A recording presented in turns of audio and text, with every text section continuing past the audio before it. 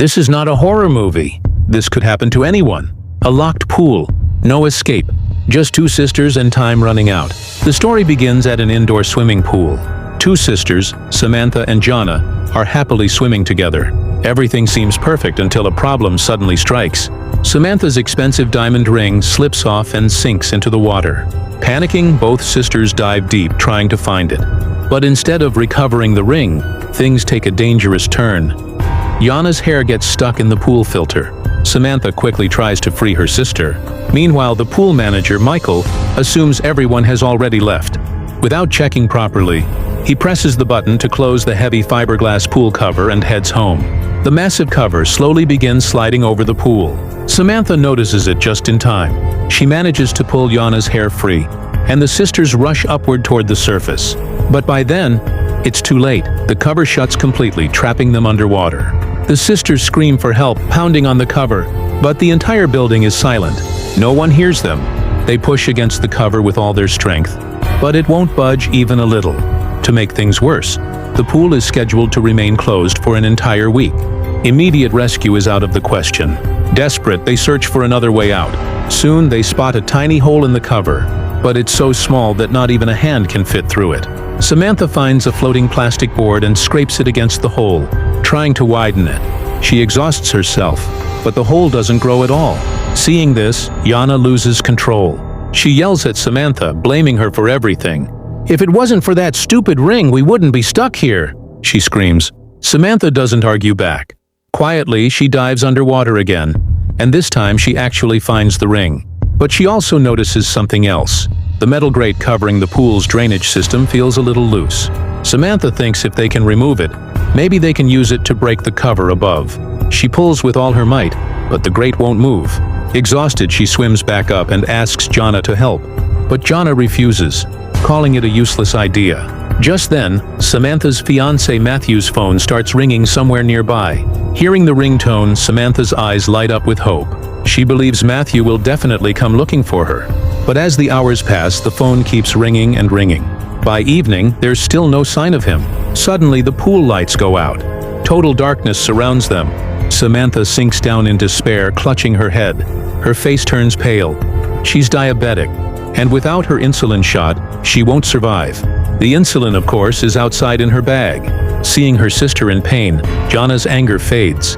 She picks up the same plastic board and tries to widen the hole again. Hours pass. 4 long hours of being trapped underwater. Then, out of nowhere, the pool lights turn back on. Someone has entered. It's the night shift janitor, Emily. The sisters pound on the cover, screaming for help. But Emily ignores their cries. Instead, she starts rummaging through Samantha's belongings. She finds a purse with just a little cash and an ATM card. Frustrated, Emily first switches off all the security cameras. Then she calmly walks to the pool cover and starts chatting with the sisters as if nothing unusual is happening. During the conversation, the truth comes out. Emily was recently released from prison on theft charges. She's drowning in debt, has a daughter to care for, and desperately needs money. Her plan is simple. Extort the trapped sisters. Emily demands Samantha's ATM PIN. That's when the sisters realize she's blackmailing them instead of rescuing them. Jana, furious, lashes out and insults her. Emily snaps in anger. She immediately shuts down the pool's heating system.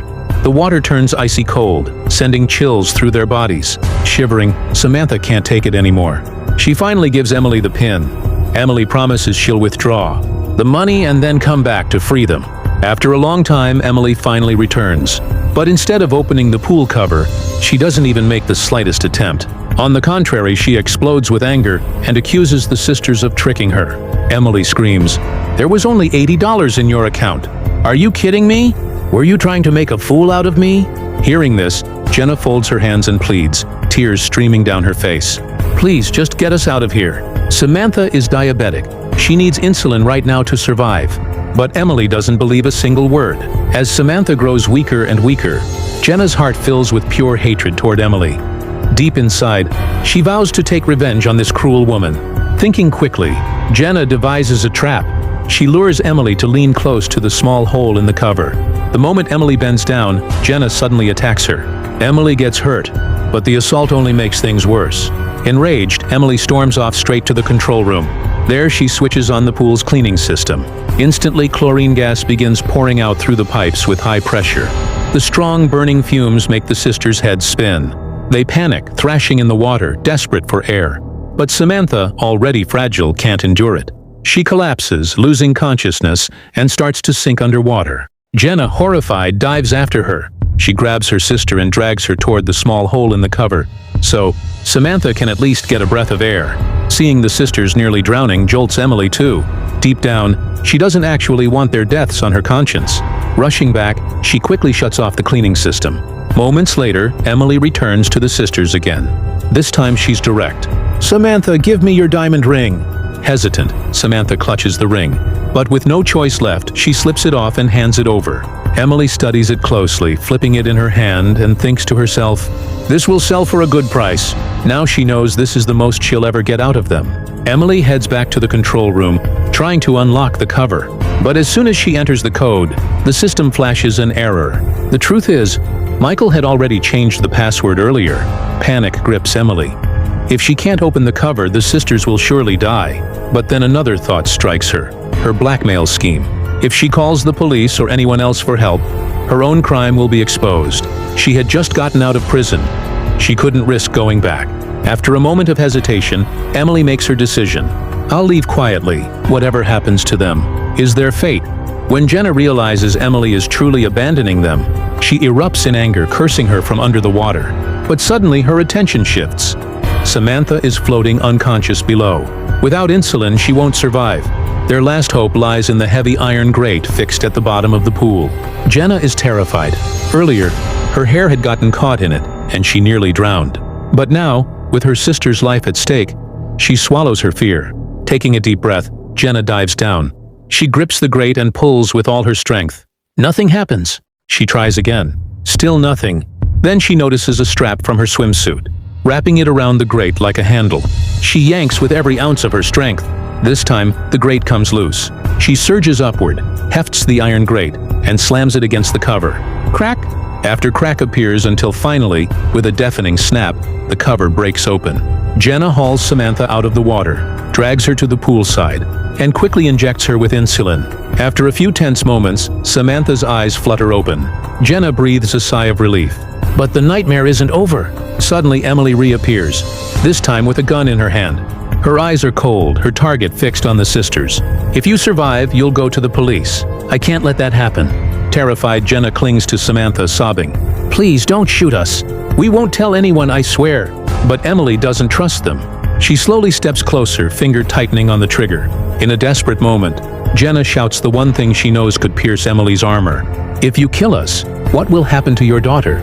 The words strike Emily like lightning. She freezes, silent. Her hands tremble. Slowly, she lowers the gun. Then, with a conflicted sigh, she even hands back Samantha's ring. Wasting no time, Jenna dials 911 and calls for help. And true to her word, she allows Emily to flee the scene before the police arrive. At last, after a harrowing fight for survival, the two sisters are safe. After a long struggle, both sisters finally survive safely. So the lesson we learn from this story is that one should never wear jewelry while swimming and should always wear a swimming cap before entering the pool. And with that, the story comes to an end.